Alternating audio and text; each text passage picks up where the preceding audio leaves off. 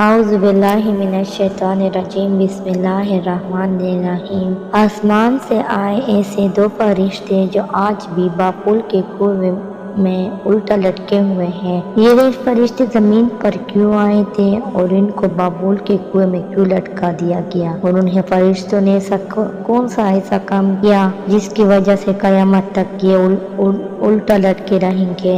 آج ہم اس ویڈیو میں بتائیں گے کہ ہاروت اور ماروت کون تھے۔ حضرت ادریس علیہ السلام کے زمانے میں انسان بہت بد عمل ہو گئے تھے۔ فرشتوں نے بارگاہ الہی میں عرض کیا کہ مولا، انسان بدکار ہے اور یہ خلافت کے لائق نہیں ہے، انہیں معزول کر دیا جائے، کم از کم یہ خلیفہ رہے اور وزیر ہم تک ان کے بگڑے کام سنبھالے۔ تو اللہ تعالیٰ کا ارشاد ہوا کہ اس کو غصہ اور شہود دیا گیا ہے جس میں زیادہ گناہ کرتا ہے، اگر یہ چیزیں تم کو ملے تو تم بھی گناہ کرنے لگو گے۔ فرشتے بولے کہ مولا کریم، ہم تو گناہ کے پاس بھی نہ جائیں گے، خواہ کتنا ہی آ جائے، خواہ کتنا ہی غصہ اور شہود ہو۔ حکم الہی ہوا کہ اچھا، تم اپنی جماعت میں سے اعلیٰ درجے کے پرہیزگار فرشتے چھانٹ لو، پھر امتحان ہو جائے گا۔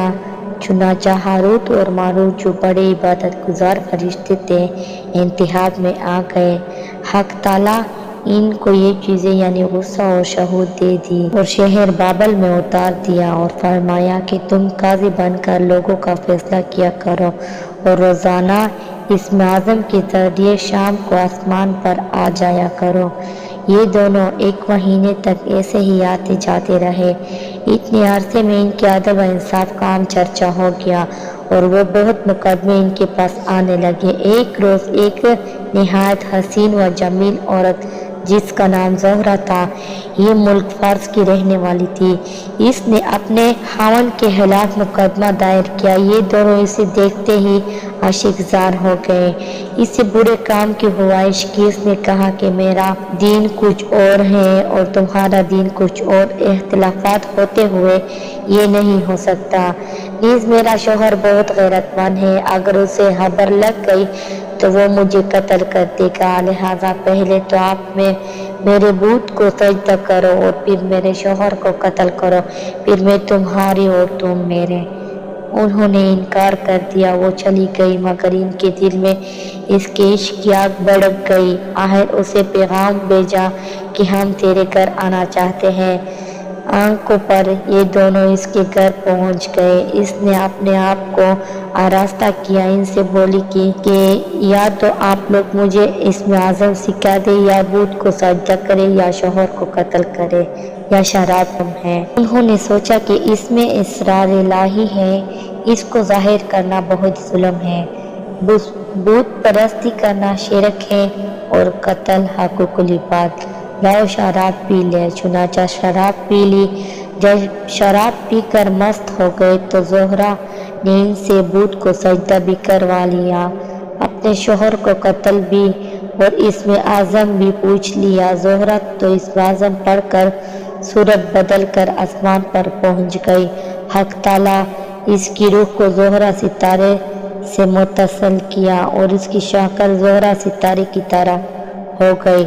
جب ان کا نشہ اترا تو یہ اسم اعظم بھول چکے تھے اور اپنے کیے پر نادم شرمندہ تھے۔ حق تعالیٰ نے فرشتوں سے فرمایا کہ انسان میری تجلی سے دور رہتا ہے۔ یہ دونوں شام کو حاضر بارگاہ ہوتے تھے، پھر بھی شہود سے مغلوب ہو کر سب کچھ کر بیٹھے۔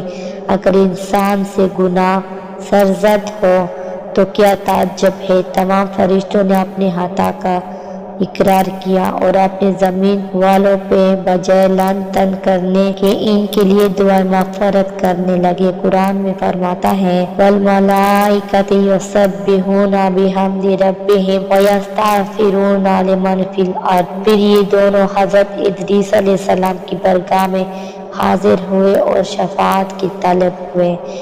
آپ نے ان کے حق میں دعائے مغفرت کی۔ بہت روز کے بعد حکم الہی آیا کہ ان کو اختیار دیجیے کہ یہ دنیاوی عذاب قبول کر لے اور آخرت کا انتظار کرے۔ حضرت ادریس علیہ السلام نے انہیں حکم الہی پہنچایا۔ انہوں نے عرض کیا کہ یا نبی، اللہ دنیا کا غضب فانی اور آخرت کا غضب اب تک باقی رہے گا، ہم کو دنیاوی غضب منظور ہے۔ چنانچہ حق تعالیٰ نے فرشتوں کو حکم دیا کہ ان دونوں کو لوہے کی زنجیروں میں جکڑ کر بابل کے کنویں میں الٹا لٹکا دے۔ اس کنویں میں آگ بھڑک رہی ہے اور فرشتے باری باری ہر وقت ان کو کوڑے مارتے رہتے ہیں۔ سخت پیاس سے ان کی زبانیں باہر لٹکی ہوئی ہیں۔ یہ عذاب قیامت تک ایسا ہی شاید رہنے والا ہے۔